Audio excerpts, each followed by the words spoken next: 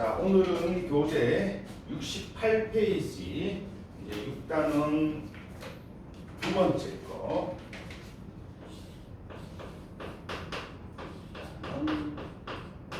두 번째. 이것도 마찬가지. 물질의 특성.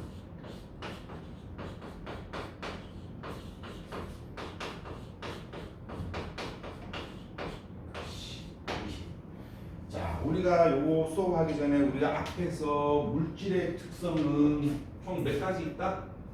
물질의 특성.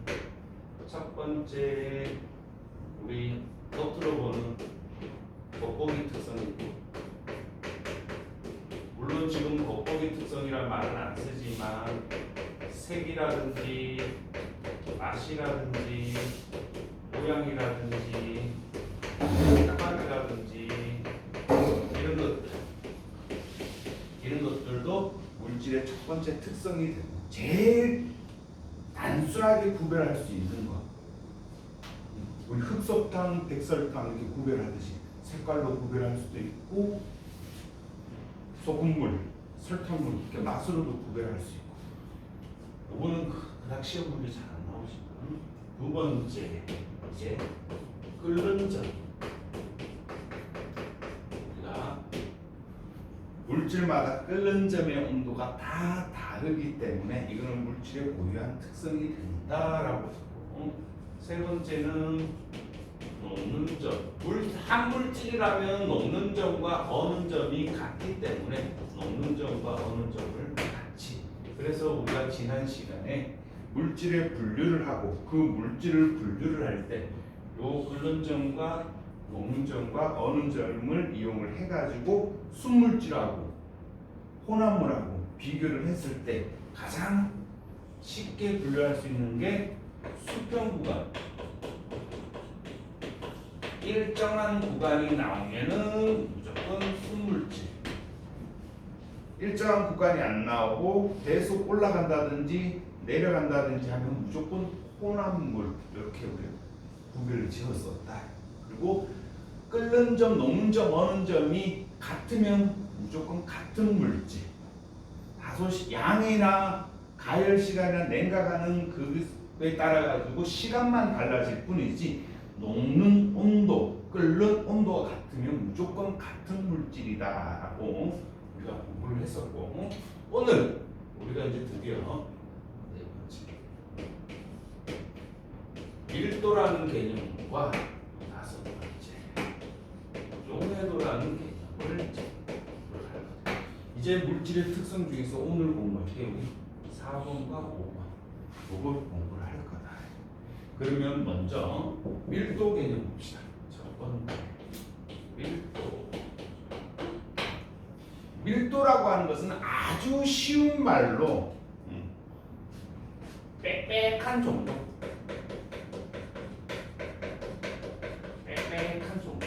얼마만큼 빽빽하게 들어있는가를 나타내는 게 밀도. 요 밀도 정의를 빽빽하다라는 것을 어떻게 정의를 하냐. 밀도는 어떤 물질을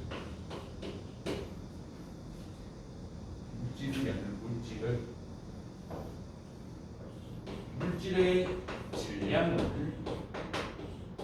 불어나는 것, 부피로 나눈다.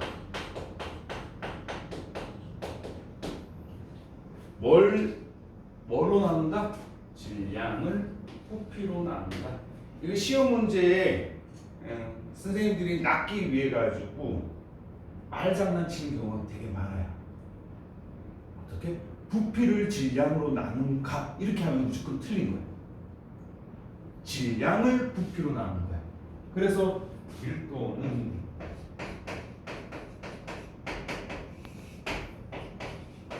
부피분의 질량 이렇게 된다. 이거 꼭 알아둬야 됩니다.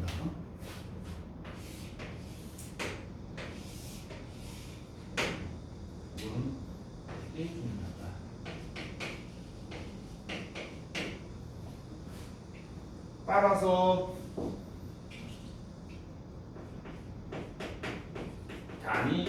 부피당 질량 값으로 나타낸다. 강의 부피당 질량 값으로 나타낸다. 얘를 단위로 적으면은 부피분의 질량이니까 부피 단위가 뭐가 나오냐면은 액체 같은 경우에는 밀리리터 분의 질량은 그람 혹은 세제곱 센티미터 분의 그람 이런 식으로 밀도 표시를 합니다. 근데 여기서 시험 문제 이제 잘 나오는 거는 뭐냐면 앞에서 우리가 겉보기, 끓는 점, 녹는 점, 어는 점, 밀도, 용해도 요건 다 물질의 특성인데 선생님이 물질의 특성이 안 되는 거 있다라고 했습니다. 물질의 특성이 안 되는 거 뭐 있다고 그랬니? 뭐는 물질 특성이 안 되는 거 우리가 측정이 가능한 값 뭐 질량,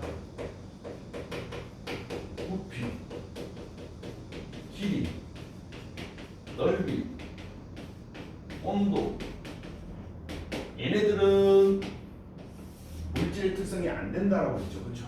근데 물질의 특성이 안 되는 여기 질량 값하고 부피 값이 여기로 들어와 가지고 그걸 나타내는 밀도는 물질의 특성이 된다라는 거 유념해야 됩니다.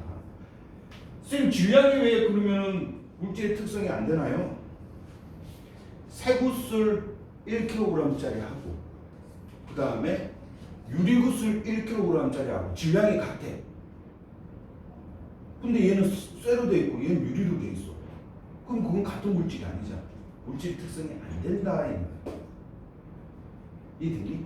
그래서 길이가 어떤 거는 똑같은 길이도 쇠로 만든 자가 1cm, 플라스틱으로 만든 1cm. 그럼 그거는 길이가 같다고 해가지고 같은 물질이 아니다. 그런 건 물질의 특성이 안 된다. 요것만 물질 특성이 된다. 근데 요 밀도를 알려면은 그 물체의 부피랑 그 물체의 질량을 알아야 되는데 시험 문제 간혹 등장하는데 질량을 그러면은 어떻게 측정하냐? 질량 측정 그냥 무게 달아보면 되죠, 그렇죠? 무게 달아보면 돼. 되게 쉬워. 근데 이 질량은 고유한 양이기 때문에 바뀐다 안 바뀐다. 장소에 따라서 바뀐다 안 바뀐다. 안 바뀝니다. 장소에 따라 바뀌는 건 뭐야? 여러분들 제일 많이 틀린 게 요 질량하고 무게하고 많이 헷갈려 하는데 무게는 장소에 따라서 바뀌어요. 선생님 여기 지구에서 선생님 무게 쟀더니 선생님 무게가 예를 들어서 75kg다. 달에 가서 재면은 6분의 1로 줄어들어요. 무게가. 근데 선생님 질량이 75kg면은 달에 가도 선생님 질량은 그대로 75kg다. 안 바뀌는 거를 질량이라고 한다. 그럼 요 질량, 고유한 양은 주로 뭘 가지고 측정하냐면 시험 문제 제일 잘 나오는데 양팔적. 그 다음에 전자적. 요즘은 전자적으로 가장 많이 쓰지만 시장 같은 데 가면 아직까지 양팔 저울 이런 거 많이 써요. 이렇게 달아가지고 이렇게 목에 달아가지고 이렇게 수평 이렇게 맞추는 거라고. 본 적 있니? 본 적은 없니?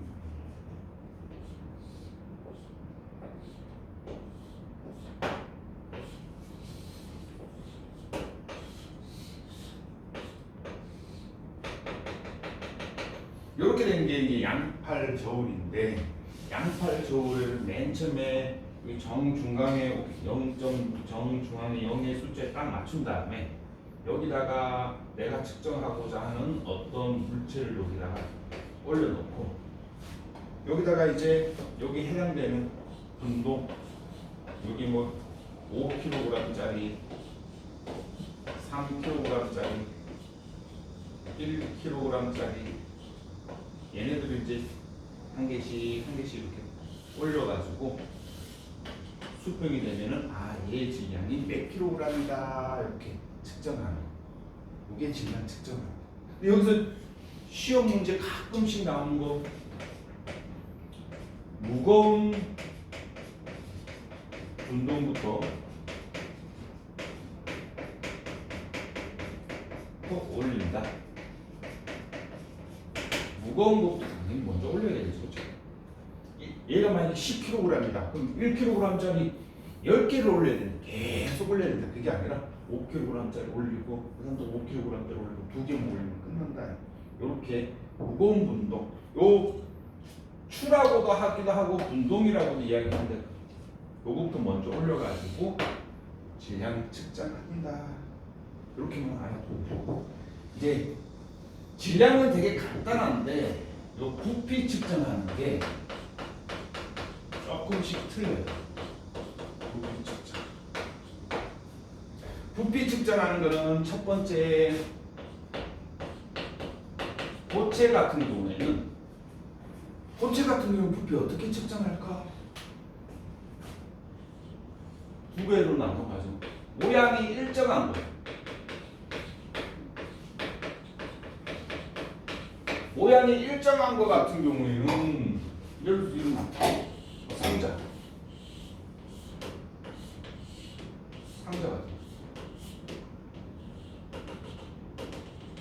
상자 같은 경우에 부피 어떻게 측정하니? 가로 곱하기 세로 곱하기 높이 이렇게 측정하죠. 그쵸? 그렇게 해가지고 가로 곱하기 세로 곱하기 높이 이렇게 측정한다. 그러면 이렇게 측정하면은 나오는 게 세제곱 센티미터나 세제곱 미터 이런 단위가 나온다. 그래서 아까 여기에 단위에 세제곱 센티미터 이런 단위가 나왔던 거예요. 됐네? 모양이 일정한 거로 되게 간단해. 그냥 가로 곱하기 세로 곱하기 높이 하면 돼. 근데 요거는 시험 문제 잘 안 나와요. 모양이 일정하지 않은 게 시험 문제 잘 나와요. 모양이 일정하지 않은 것들. 뭐 어떤 거 있냐? 예를 들면 이런 너트 같은 거, 마사 같은 거. 모양이 일정하던데 가로 곱하기 세로 곱하기 높이를 할 수가 없어. 그 다음에 이상한 돌멩이 같은 거. 돌멩이 같은 경우도 측정을 못해. 요런 거는 그러면 어떻게 측정을 할까? 모양이 다르니까. 이럴 때는 어떻게? 물에 넣어서 측정한다. 물에 넣어서 측정한다. 이게 무슨 소리냐?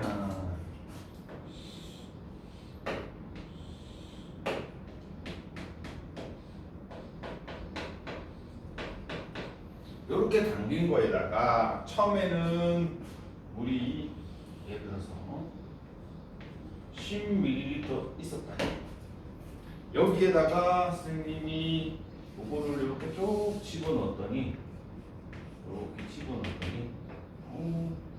13ml가 되었다 라고 하면은 얘 부피는 얼마가 될까? 부피는 나중에서 처음 빼면 되겠죠, 그쵸? 그럼 나중에 아까 얼마? 13ml에다가 10ml 빼면 얘 부피는 3ml가 된다. 이렇게 측정할게요. 그리고 액체의 부피 같은 경우는 1ml 넣겠습니다. 부피를 1ml 넣겠습니다. 됐니? 요거는 이제 고체고, 액체의 경우 액체 부피 측정하는 거는 간단합니다. 넣은 거에다가 그냥 눈금 읽으면 됩니다.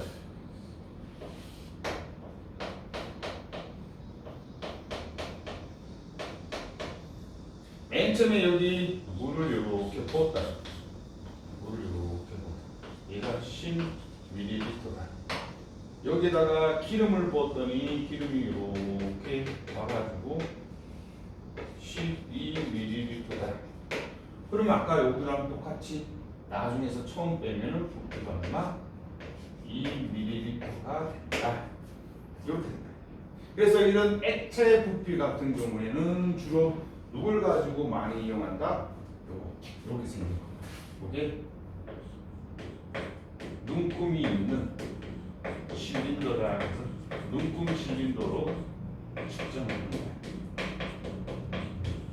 눈금 실린더로 측정한다. 근데 시험 문제에 많이 나온 게 어떤 거냐면은 눈금 실린더가 이렇게 두 개 있는데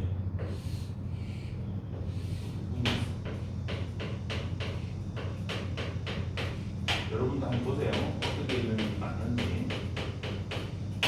이렇게 있다 치면은 A 눈금 실린더와 B 눈금 실린더에 실린 액체를 집어넣었더니 부피가 이렇게 됐어요. 이렇게 됐어. 얘는 이렇게 됐어. 이럴 때는 어디를 읽어야지 맞는 걸까? 여기 볼록한 여기 맨 위에 높은데 여기를 읽어야 될까? 아니면 여기를 읽어야 될까? 여기를 읽어야 될까? 여기를 읽어야 될까? 아니면 가운데 부분을 읽어야 될까? 어디 부분을 읽어야 될까? 그래서 많이 논란이 있었어. 그래서 과학자들끼리 모여가지고 우리 무조건 어떻게 볼록하거나 오목한 곳 측정하자 이렇게 결론을 지었어요. 그래서 어떻게 높이를 측정하고 제일 아래 높이를 측정한다. 됐니? 그 다음에 얘를 측정할 때 어떻게 이렇게 측정하면 되니 안 되니? 이렇게 측정하면 되니 안 되니? 딱 어떻게 수평으로 눈을 이렇게 맞춰가지고 봐야 되겠죠, 그렇죠? 수평으로.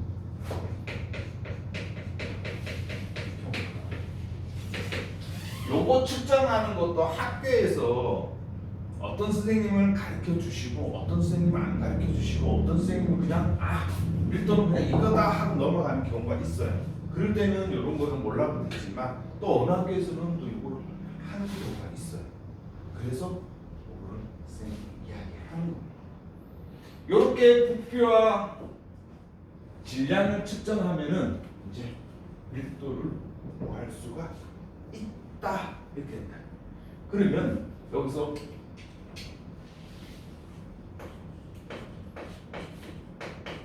밀도의 특징 첫 번째, 밀도는 물질마다 다르다.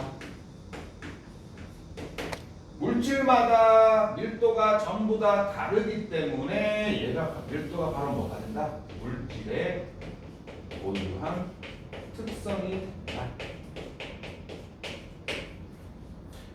물질마다 밀도가 다르다. 이 표현을 말만 바꾸게 되면은 어떻게 되냐면은 그러면 같은 물질이라면 같은 물질의 경우 무조건 뭐가 같다? 밀도가 같다라고 된다. 그럼 반대로 밀도가 같으면은 무조건 같은 물질이 된다. 이렇게 된다. 됐나요? 이것도 말장난으로도 시험 문제 상당히 잘 등장합니다. 그러면 여기 밀도 계산하는 문제도 있다가 선생님이 시험 문제 한번 여러분하고 같이 내볼 테니까 찾아보세요. 그 다음 우리가 밀도는 주로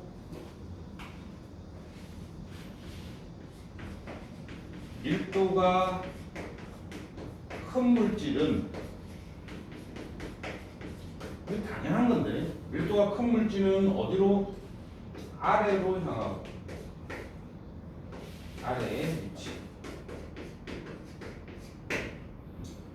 밀도가 작은 물질 거기에 위에 위치한다.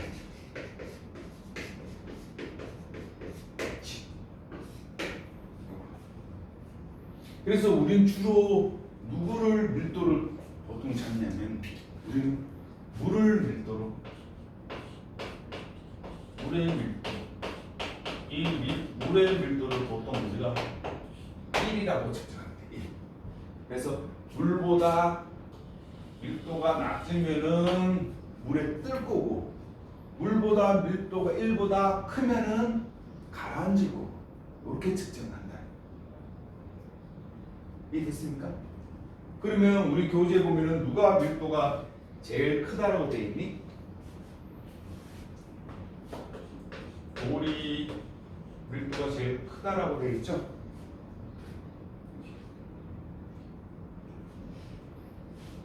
됐니? 돌은 주로 이제 무슨 상태냐면 고체, 간단한 고체 상태. 이 고체보다 더 가벼운 것도 있어요. 무조건 고체라고 해가지고 밀도가 큰 게 아닙니다. 나무 같은 경우는 밀도가 상당히 작다. 그래서 물에 뜬다. 그 다음에 여러분들 책에 보면은 글리세린이라는 게 있죠.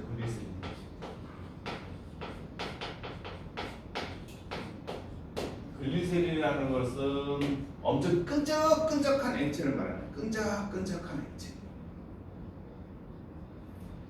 그 다음에 여기 이제 감개무가 그럼 물보다 밀도가 작은가? 그래서 물 위에 뜨는 것들 액체 중에서는 여기에 이제 플라스틱 들어가요. 나무 사이에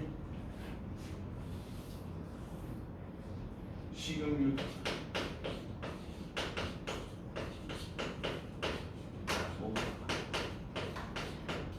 그러면 여기서 물을 기준으로 했을 때 플라스틱하고 식용유, 나무는 밀도가 어떻다라고 이야기해야 되니까 밀도가 작다. 밀도가 작으니까 물보다 뜬다. 그리셀린하고 돌멩이 같은 경우에는 밀도가 크다. 밀도가 크다. 그래서 물에 뜬다. 물에 가라앉는다. 이렇게 표현을 합니다. 여기까지 이해됐죠? 이해됐죠? 자, 그러면은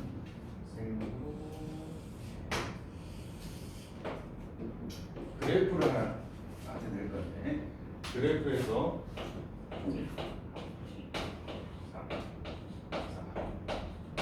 해가지고 우리가 여기 축을 부피라고 하고 여기를 질량이라고 했을 때 이렇게 해가지고 이 지점을 A 이 지점을 B라고 하고 이 지점을 C라고 했을 때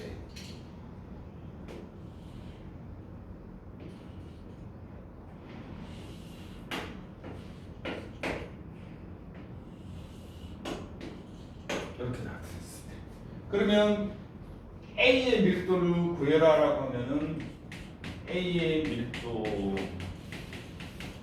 구해라고 하면은 밀도는 뭐분의 뭡니까? 밀도는 부피분의 질량이다. 그렇죠? 부피분의 질량. 그럼 A의 밀도는 구하려면 A의 부피가 얼마? 2가 되죠. 그러면 질량은 얼마? 2. 그러면 밀도는 얼마? 1 이렇게 됩니다. 그럼 B는 B의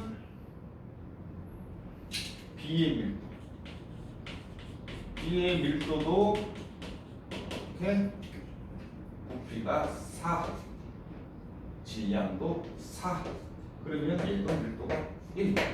그러면 여기서 A의 밀도도 1이고 B의 밀도도 1이고 그러면 A와 B가 어떤 물체라는 것을 알 수가 있다.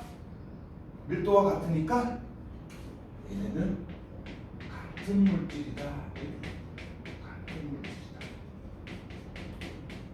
같은 물질이다. 양만 다르게 했다 뿐이지 밀도가 같으면은 같은 물질이다. 이렇게 되고 C의 밀도는 부피가 얼마? 5분의 질량이 얼마? 3. 이 계산은 얼마니? 0.6 정도 되겠죠. 0.6 그러면 밀도를 계산을 하라고 그러면은 밀도가 큰 것부터 쓰면은 A와 B는 같고 C는 얘네들보다 밀도가 더 작다. 이렇게 된다. 이해됩니까? 요 이해되죠? 이해해야 되는데. 자, 요거를 여러분들 69페이지 그러면 2번, 3번 한번 풀어보세요. 69페이지 2번하고 3번 한번 풀어봤어요.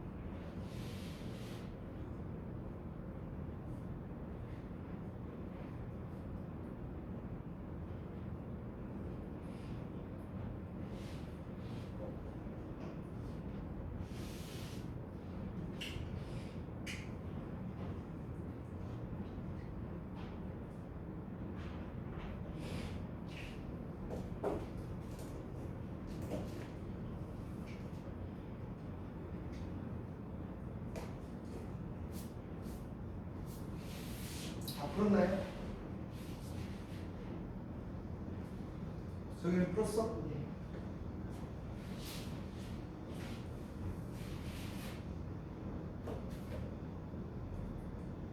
이건 밀도 구하려고 그러고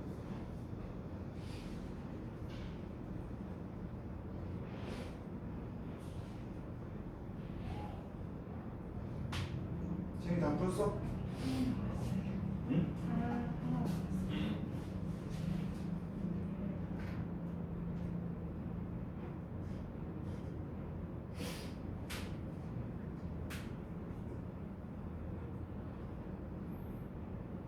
채용에 있는 시간 남으니까 1분 더 풀어보세요.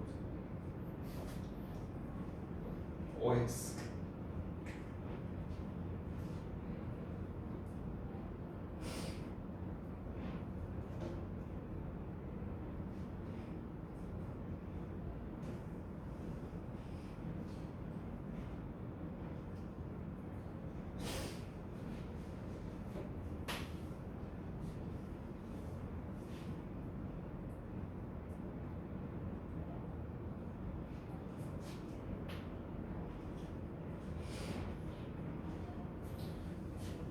그러면 2번 문제 선생님이랑 같이 한번 봅시다. 69페이지 2번 문제.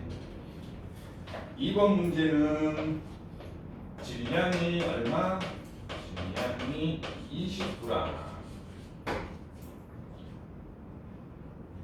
돌을 50ml의 물에 담긴 눈금 실린더에 넣었더니 부피가 늘어나서 60ml가 됐다. 이 돌의 밀도는 얼마인가 물었다. 성현아, 우리 밀도 구하는 공식이 뭐니? 밀도는 부피분의 질량이다, 그렇죠? 부피분의 질량. 뭐 되게 중요하다고 했다. 그러면 부피분의 질량이니까 여기다 숫자만 집어넣으면 된다. 질량이 아까 여기 20g이라고 했고, 그럼 이 돌멩이의 부피를 구해야 된다. 돌멩이가 부피가 아까 50ml에 돌멩이 넣었더니 60ml가 됐다. 그럼 돌멩이의 부피는 어떻게 된다? 나중에서 처음 빼니까 돌멩이 부피는 얼마?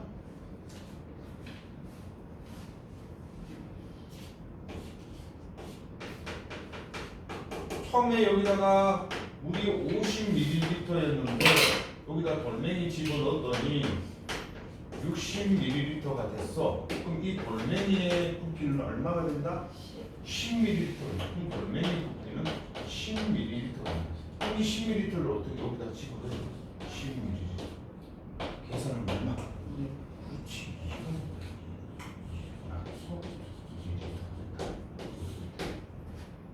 그래서 2번의 정답은 2가 된다. 자, 3번.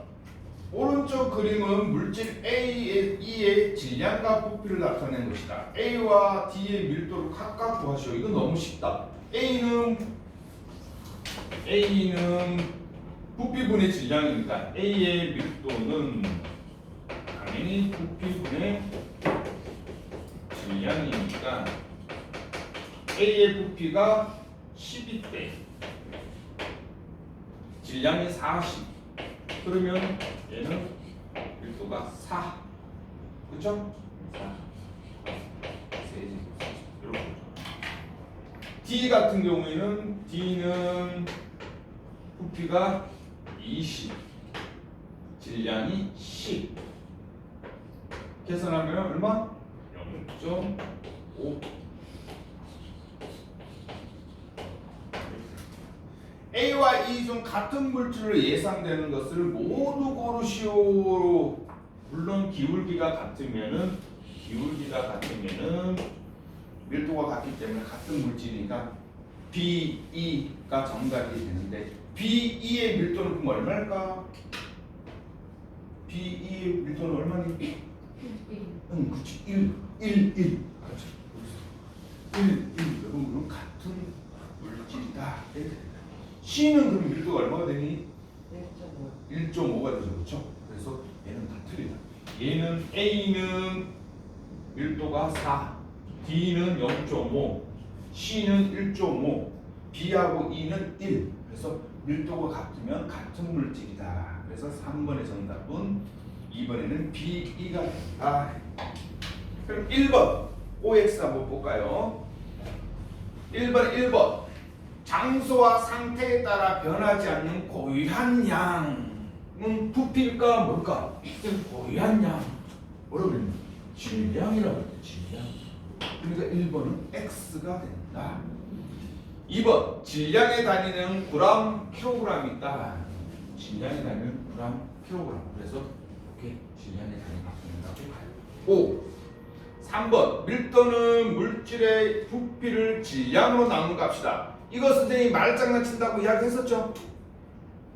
학교 시험에서 이렇게 OX로 안 나오고 기억, 니은, 디귿, 리을 해가지고 밀도에 대한 것으로 옳은 것을 모두 골라라. 기억, 니은, 디귿, 리을 해가지고 부피분의 질량 이거 무조건 맞다 이렇게 체크하면 안 된다. 이거 말장난 잘 봐야 됩니다.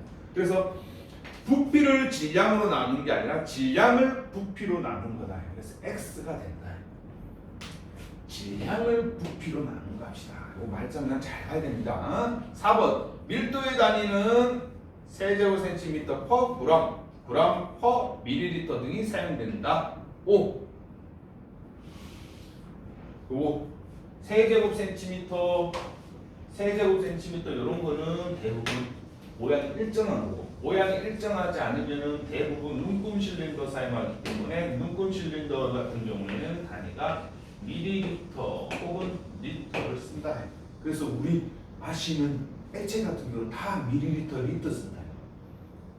그래서 우리 우유 1000ml, 뭐 콜라 500ml 이렇게 측정하죠, 그렇죠? 5번. 두 물질의 부피가 같을 때 질량이 작을수록 밀도도 작다. 그렇죠? 그래서 X가 된다. 밀도는 작다. 그래서 이렇게 굳이 따지자고 하면은 밀도는 질량하고는 무슨 관계? 비례 관계. 밀도는 부피하고 무슨 관계? 비례 관계가 됩니다. 찍어두시고 치울 겁니다.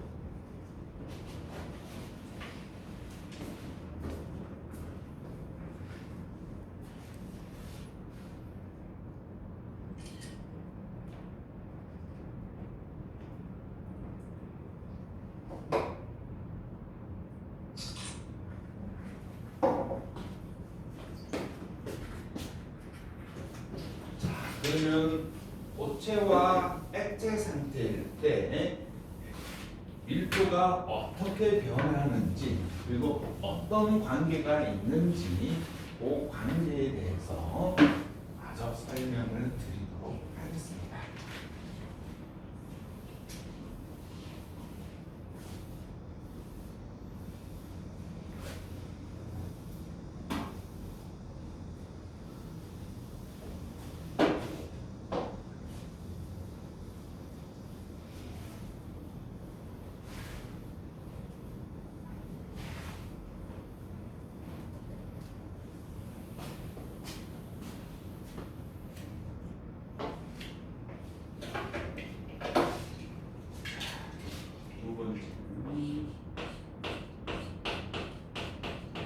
밀도의 변화. 자, 밀도의 변화는 크게 두 가지로 구분이 되는데 고체와 액체 상태하고 두 번째 기체 상태일 때 밀도가 어떻게 변할까? 자, 이 밀도를 변화시키는 요인에는 크게 두 가지가 있는데 어떤 거? 온도와 압력. 자세히 보면 온도와 압력도 물질의 특성이 아닙니다. 물질의 특성이 아니에요. 온도와 압력도. 자, 그러면 고체와 액체 상태일 때는 온도가 높을수록 밀도도 어떻게 된다? 밀도도 커진다. 온도와 밀도는 무슨 관계다? 온도와 밀도는 비례 관계다. 비례 관계. 그래서 온도가 올라가게 되면은 밀도도 올라가게 됩니다. 온도가 내려가면은 밀도도 내려간다. 이거 알아두셔야 됩니다. 그 다음 이제 기체입니다. 기체. 요 기체는 고체하고 액체는 온도만 영향을 주고 거의 압력은 영향을 거의 안 준다. 온도만 영향을 주고 압력은 영향을 거의 주지 않는다. 그래서 무시해도 된다. 다만 기체 상태일 같은 경우에는 온도도 영향을 주고 압력도 영향을 줍니다. 또 영향을 준다. 그래서 기체 상태의 밀도는 조건일 때 항상 기체 상태는 뭐하고 온도랑 기압을 함께 표시합니다.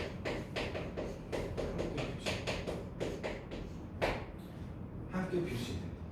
예를 들어서 지금 실온에 20도씨일 때 현재 1기압일 때 어떤 기체의 밀도는 어떻게 되냐 이런 식으로 온도하고 압력을 같이 표시해줘요. 액체 고체는 그럴 필요가 없고 기체만 그렇다.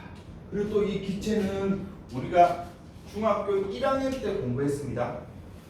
보일 법칙, 샤를 법칙 기억납니까? 기억 안 나겠지? 기체는 압력하고는 어떻게 된다? 압력과는 비례관계고 그 다음에 온도하고는 반비례관계다. 이거를 우리가 보일과 샤를 법칙이라고 이야기했는데, 자 그럼 먼저 온도부터 살펴볼게요.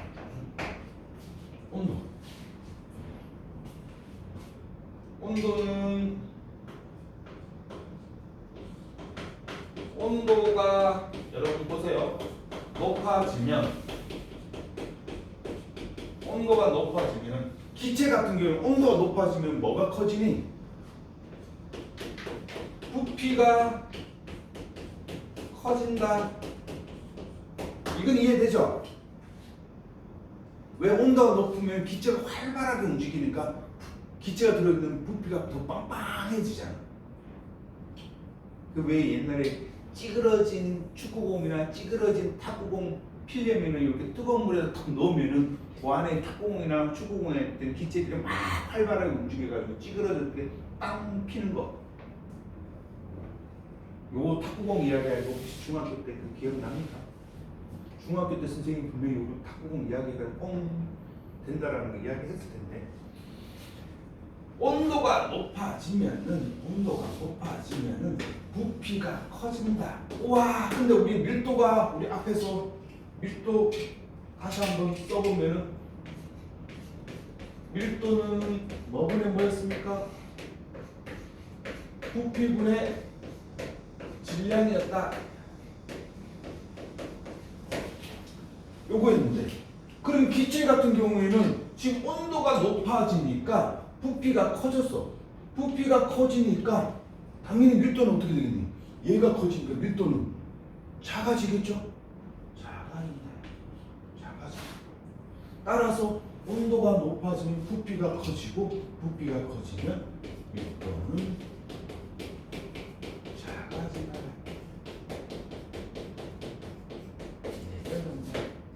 따라서 온도와 밀도는 그런데 비례관계다. 이해되죠? 그 다음에 압력하고는 어떻게 될까? 압력. 속으로 생각해 보세요. 압력. 공기가 누르는 힘을 압력이라고 한다.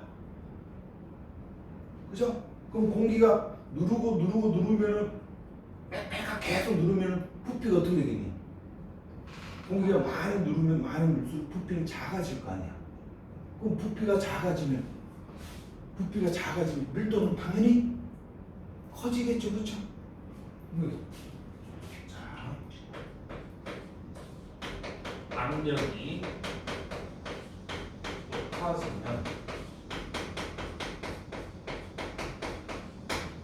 높아지면 부피는 감소한다.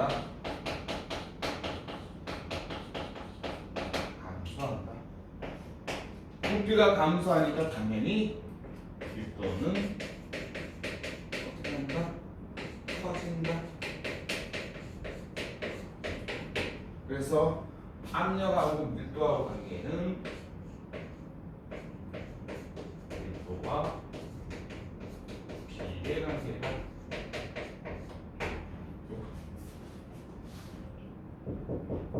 요거 기체하고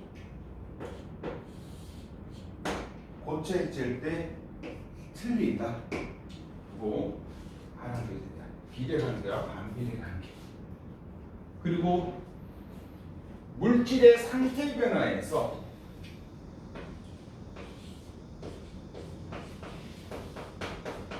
물질의 상태 변화.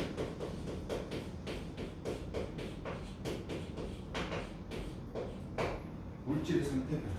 물질의 상태 변화는 세 가지가 있어요. 이것도 중학교 때 1학년 때 배웠던 거 뭐 있니? 고체, 액체, 기체 이렇게 있죠? 그럼 왜 중학교 1학년 때 고체 애들은 입자들이 기체를 이루는 입자들이 빽빽하게 이렇게 빽빽하게 들어있고 액체는 좀 듬성듬성하게 되어 있고 기체는 엄청나게 듬성되어 있고 고체는 그 입자들의 간격이 규칙적으로 해서 거의 움직임이 없고 둔하고 기체는 움직임이 되게 활발하고 중학교 때 1학년 때 공부했던 거 기억나죠?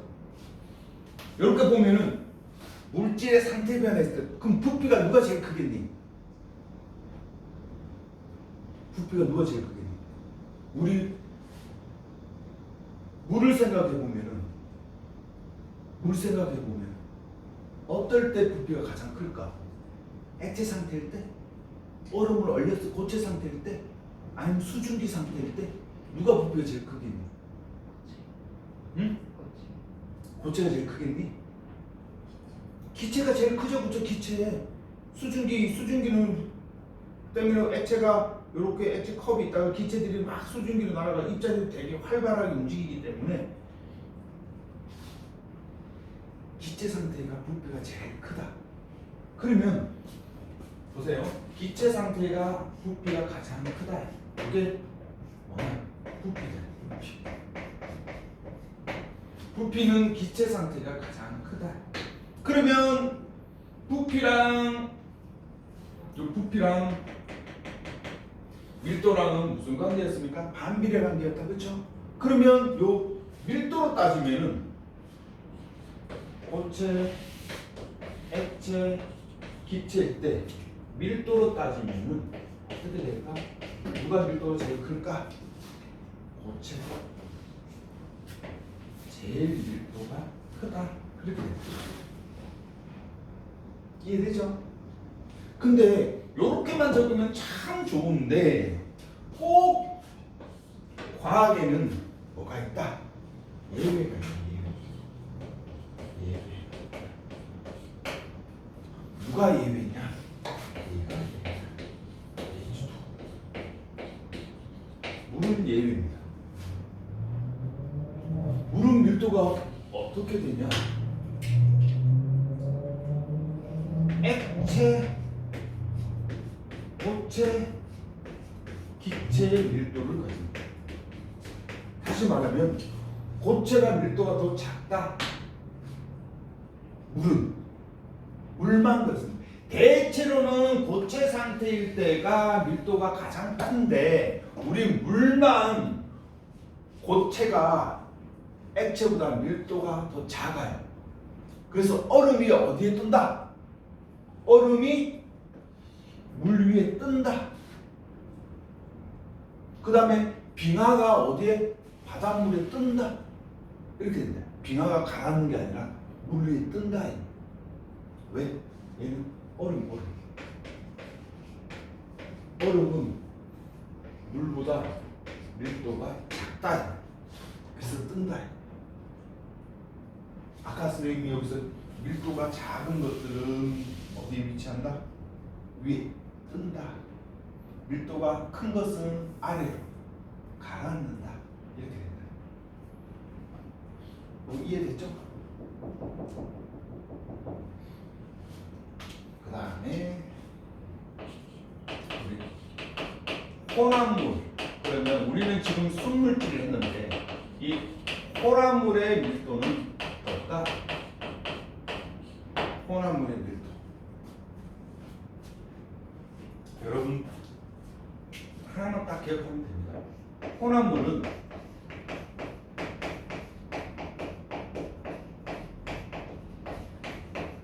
혼합물이라고 하는 것은 섞여 있는 것들이니까 섞여 있는 뭐 혼합 비율에 따라서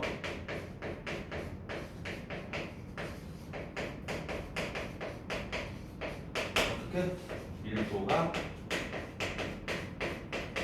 달라진다.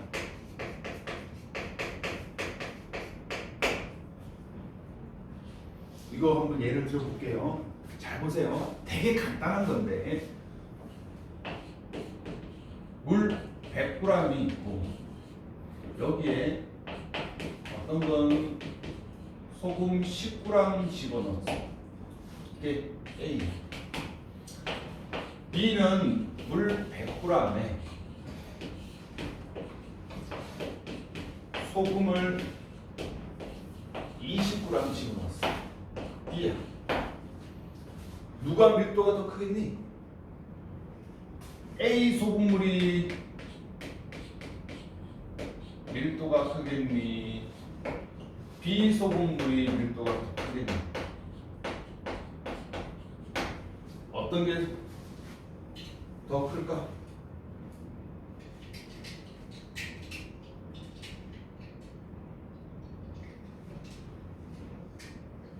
어떻게 더 클까? 밀도가. 비소금물이 더 밀도가 큽니다. 왜? 고체인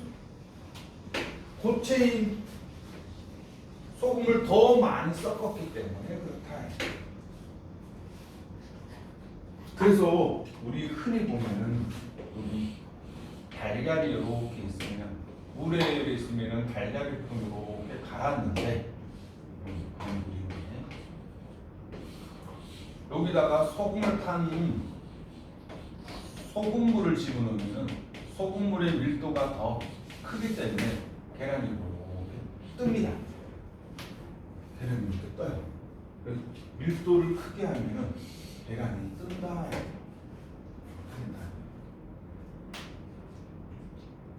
요거를 이용을 해가지고 우리 일상생활에 많이 사용되는 게 일상생활에 밀도의 이용 어디에 많이 쓸까? 첫 번째,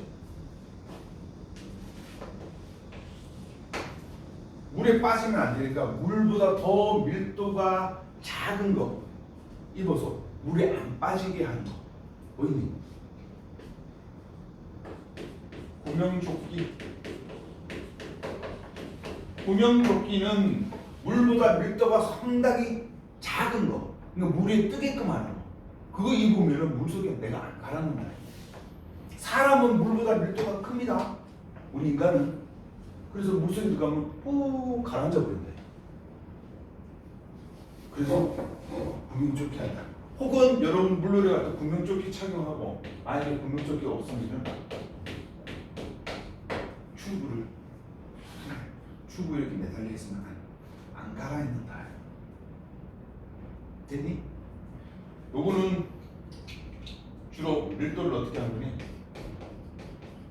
밀도를 낮춰가지고 이용하는 거 그렇죠? 그럼 밀도를 높여야 되는 건 뭐가 있을까? 밀도를 높여는 거. 그럼 잘 가라앉게끔 하는 거. 난 잘 가라앉아야 돼. 구명조끼 입으면 안 돼. 왜? 난 물속에 가라앉아야 되니까. 그럼 물속에 가라앉으면 좋은 사람 누가 있을까? 물에 뜨는 게 아니라 가라앉아야지만 좋은 사람. 잠수부죠. 잠수부들은 물속에 가라앉아야 되잖아. 그래야지 해녀들 같은 거 보면 물 밑에 잠수해가지고 전복 같은 거 따야 되니까 물보다 밀도 훨씬 큰 뭐 찬다. 쇠뭉치, 납 같은 걸 찬다. 폴리에థ일렌 납덩어리를 차가지고 있으면 푹 가라앉는다. 그래서 물 밑에 거니까 채취를 한다. 그래서 잠수부들 납 같은 거 폴리에థ일렌 납 착용하는 거. 그 다음에 물속에 가라앉아야 되는 배. 물속에 가라앉아야 되는 배는 뭐는 그렇지, 잠수함. 잠수함.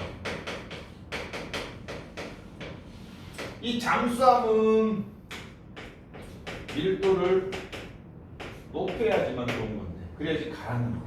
이 잠수함은 그게 가능합니다. 밀도 조절이 가능합니다. 밀도를 많이 높게 해가지고 가라앉기도 하고, 밀도를 또 어떻게 낮춰가지고 물속 쭉 뜨기도 하고, 뜨고 가라앉고 조절이 가능한 게 잠수함. 그러면 선생님이 문제 하나 내볼게요. 에어컨, 그 다음에 난방기. 낭이 아니라 난방기. 어디에 설치할까? 어디에 설치할까? 예? 이게 뭔 말이에요, 선생님? 위, 아래, 그것만 이야기해 보세요. 에어컨은 위에 설치할까? 아래 설치할까? 난방기는 아래 설치할까? 위에 설치할까? 이거 다 밀도하고 관련이 있는 거예요. 신기하지? 늘 몰랐지? 이때까지. 몰랐지?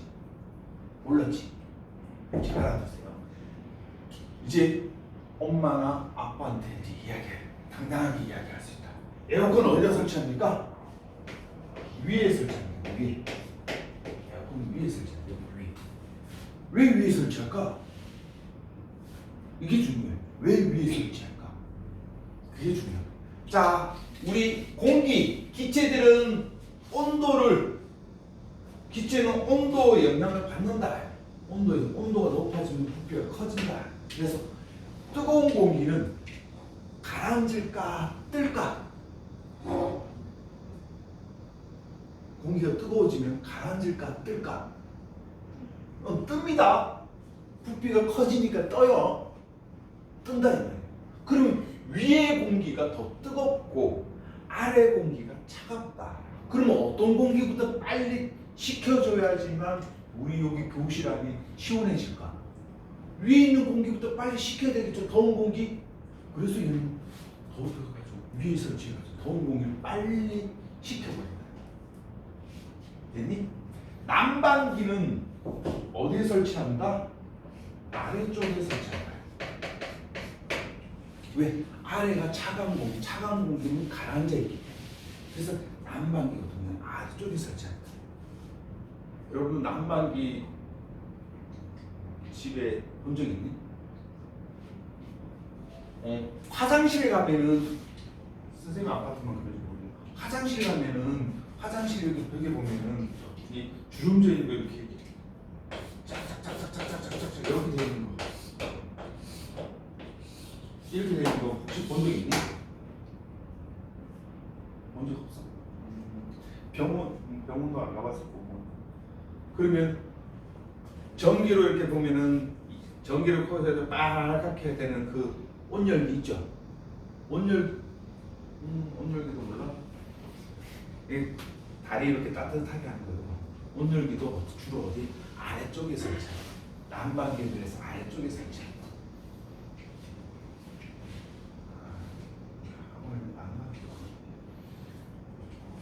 보여주지 못하게 요거 가지고 이제 시험 문제 또 어떻게 많이 나오냐면은 요게 네 번째 우리 가스 차단기가 있는데 우리 가스가 어떤 게 있냐면은 LPG가 있고 LNG가 있어요. LPG,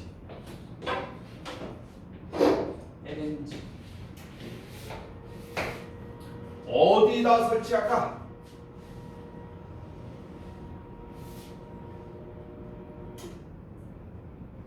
쉽게 말하면 LNG는 밀도가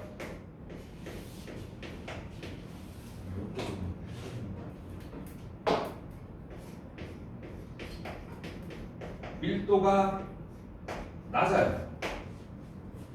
밀도가 낮으니까 위쪽에 있겠니 아래쪽에 있겠니?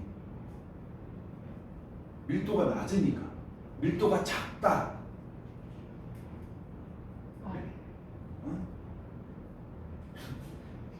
야 큰일 났네 이거. 여러분들 하루 종일 공부하고 아까 선생님이 밀도 1을 우리가 무리를 기준으로 했을 때 밀도가 작으면은 물에 뜬다 가라앉는다. 아? 뜬다. 자, 이쪽으로 가면 밀도가 크다. 밀도가 크다라는 것은 가라앉는다.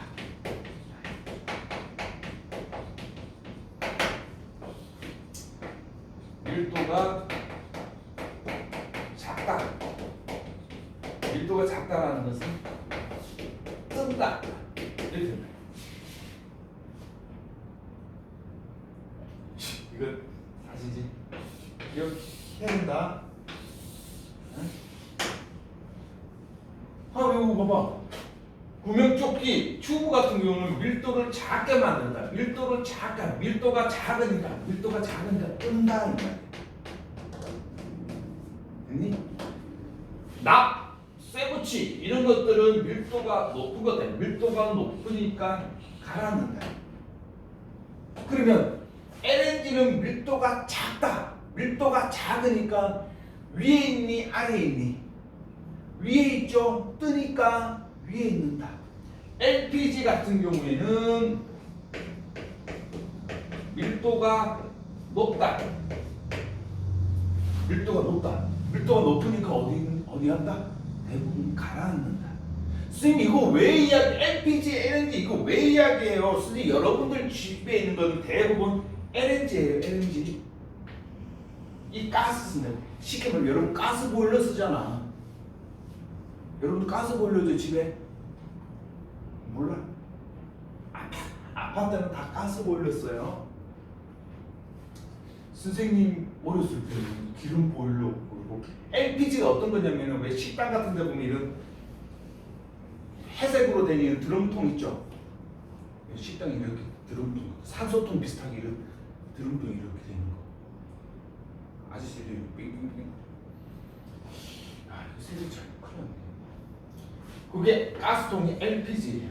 이 LPG를 쓰는 가정의 경우에는 이 LPG가 가스가 누출이 되면은 사람이 마시면 큰일 나요.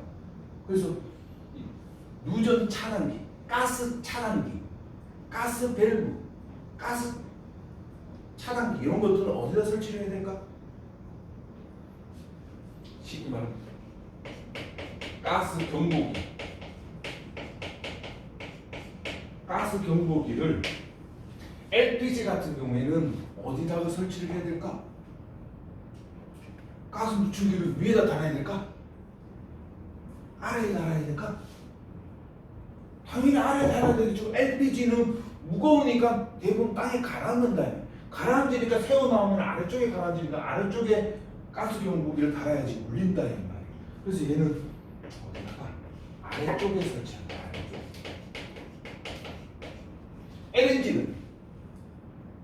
LNG는 밀도가 작기 때문에 우리 만약에 혹시 여기 저런 관이 터져가지고 가스가 새어 나왔어. 가스가 새어 나오면 여러분들 그 맛이 안 좋아. 그럼 가스가 흘러나왔다. 그럼 경보기가 삐 울린다. 그럼 그 경보기를 어디 설치해야 될까? 아래쪽에 설치해야 될까? 위쪽에 설치해야 될까? 그래 위에 설치해야 되는 거야. 왜? LNG는 가벼우니까 밀도가 작으니까 뜬다 이 말이야. 근데 여기다 설치를 해야 돼. 그리고 집에 보면 천정에 보면 대부분 다 어디 위에 달려 있다 이 말이야. 여러분 집에 가서 보세요. 거실에 다 달려 있어요. 화재 경보기고 뭐고 다 위에 있어요. 그죠? 위에 있습니다. 위에. 그래서 얘는 가스 경보기가 위쪽에 설치되어 있다. 알아두셔야 됩니다. 됐나요? 여기서 제일 중요한 거는 일단은 요거는 꼭 기억하셔야 돼요. 그래서 어떻게 밀도는 집이다. 밀도는 집이다. 집, 질량의 집, 비율, 부피의 비율 이렇게 외우면 됩니다. 됐나요? 자, 여기까지 하고 우리 10분 쉬었다가 하도록 하겠습니다. 여기까지 부피 수업 끝내도록